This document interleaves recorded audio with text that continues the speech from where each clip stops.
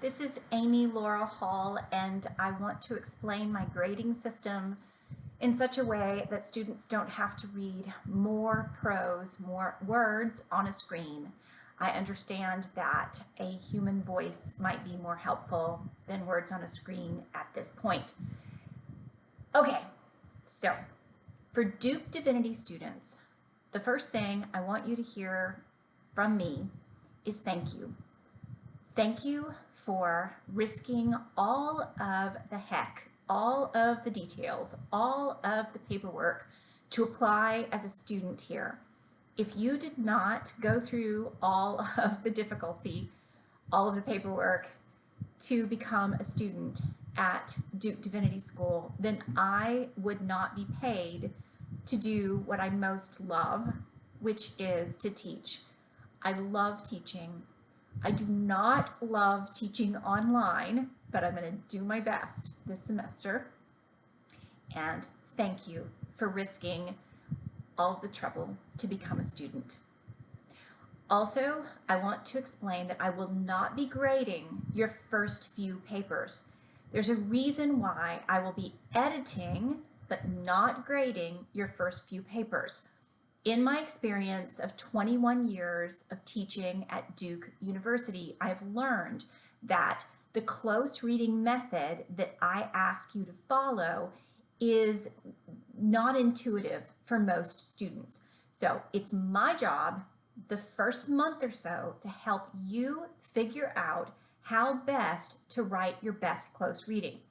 If you're viewing this video about grading without having first viewed the two videos about doing a close reading, stop and go watch those, because I think it will help reassure you that we are going to we're going to get through this semester together. Okay. Other things. I want to tell you that I do not grade on a curve. So that means I do not specify in my own head or in any other way that there are only a few students in the class who can achieve a grade of A. I hope in the midst of teaching that I will be able to help you achieve your own best goals for this class. I want to note that realistically, some of you are going to be doing a kind of, I call it academic triage, where you're dealing with your most difficult or pressing class first. So I understand for some of you, this class is not going to be your first priority. You will have other priorities.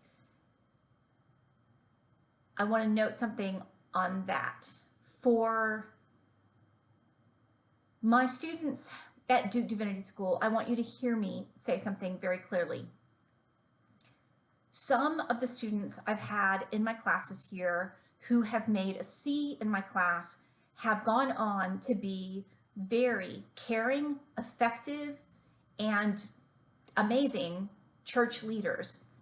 Some of the students in my class who made a C in my class have been actually working so hard as pastors, leaders, teachers in their own congregations that they just didn't have the time to put in order to figure out a way specifically to make an A in my class. And I didn't think that was a wrong decision to make. It seemed like they were making a very reasonable decision. So I understand you have decisions to make about how to allocate your time, especially during the pandemic. So yeah, I want you to know I'm not going to judge you if you can't put in the time and effort in order to make an A. I hate that phrase so much, but I use it. I don't know what to achieve an A. Like, that doesn't sound right either.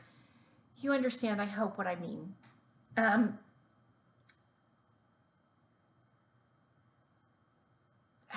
so tired. I keep trying to videotape this, and I've done it 3 times now, and the last time I did it, the dog in the background decided to go absolutely ape poop about the people walking outside. So I'm doing it again. All right. Other things. Okay, here we go. Other things.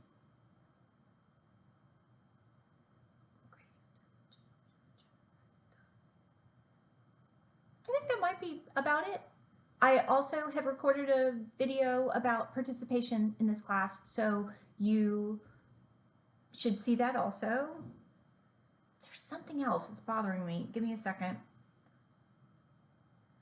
Grading. Not grading on a curve. Oh, yes.